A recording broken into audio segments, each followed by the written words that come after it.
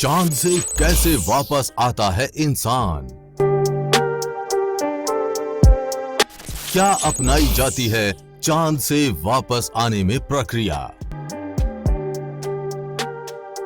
क्या आपके मन में भी कभी सवाल आया है, चांद से कैसे वापस आता है इंसान, और क्या आप इसके बारे में जानते हैं?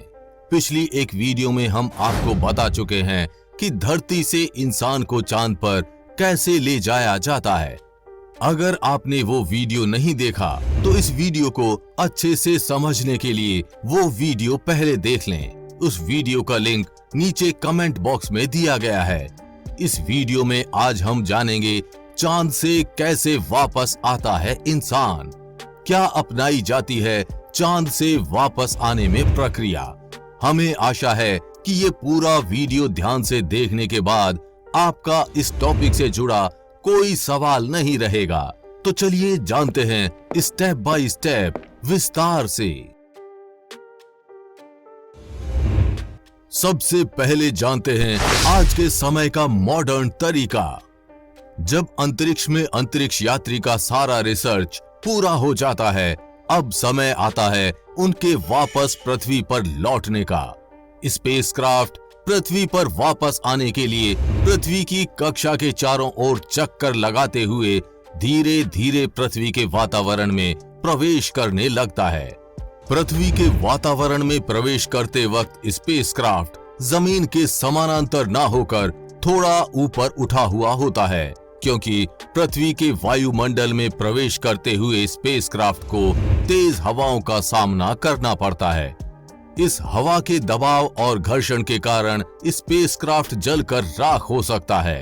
अगर उसके ऊपर एक विशेष प्रकार की तापरोधी चादर बिछी ना हो, यदि किसी कारणवश ये चादर ना हो या फिर टूट जाए तो स्पेसक्राफ्ट जलकर राख हो सकता है।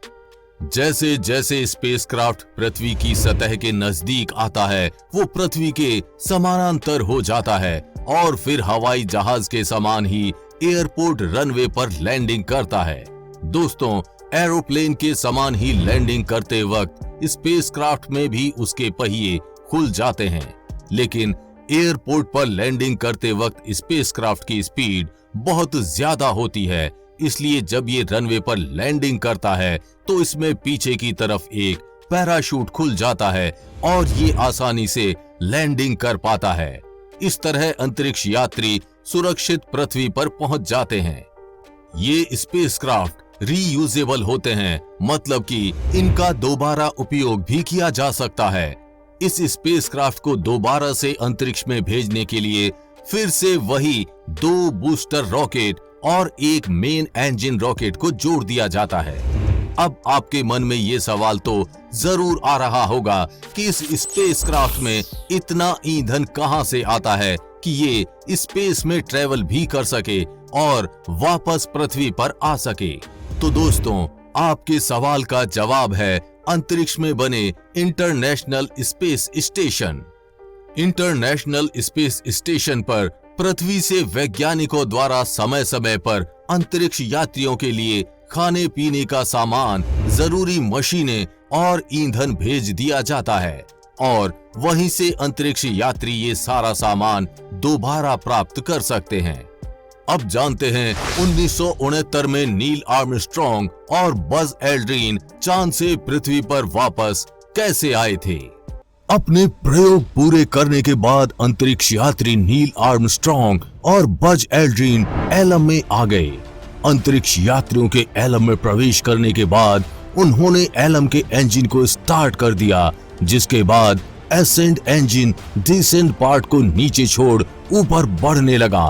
क्योंकि अब डिसेंट पार्ट की कोई जरूरत नहीं थी, इसलिए उसको चांद पर ही छोड़ दिया गया। एसेंड इंजन को इस तरह से बनाया गया था कि वो वजन में काफी हल्का था और चांद के वातावरण से बाहर निकलने का ही थ्रस्ट पैदा कर सके।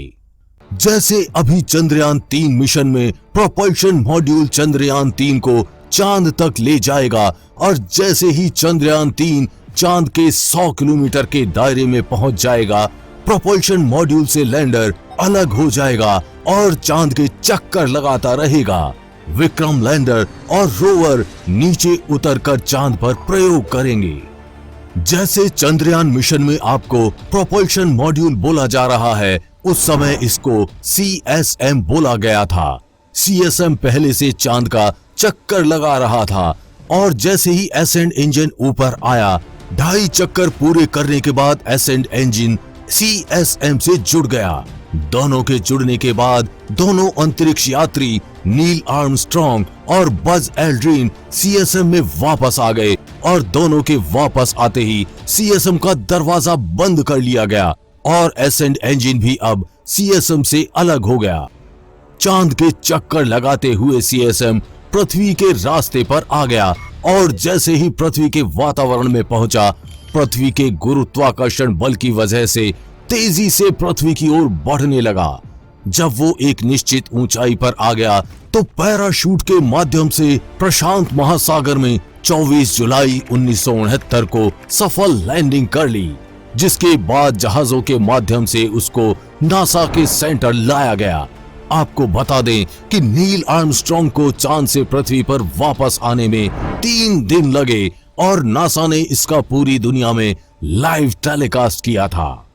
तो अब तक आपको ये समझ में आ ही गया होगा कि स्पेस से पृथ्वी पर रॉकेट नहीं बल्कि स्पेसक्राफ्ट वापस आता है और अंतरिक्ष यात्री स्पेसक्राफ्ट के द्वारा ही अंतरिक्ष में जाते हैं।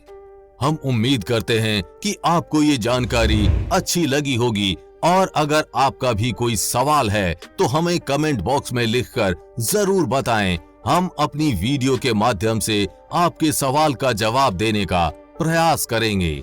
चंद्रयान 3 पर आगे भी अपडेट्स आती रहेंगी, इसलिए अपडेटेड रहने के लिए चैनल को सब्सक्राइब करके बेल नोटिफिकेशन ऑन जरूर कर लें।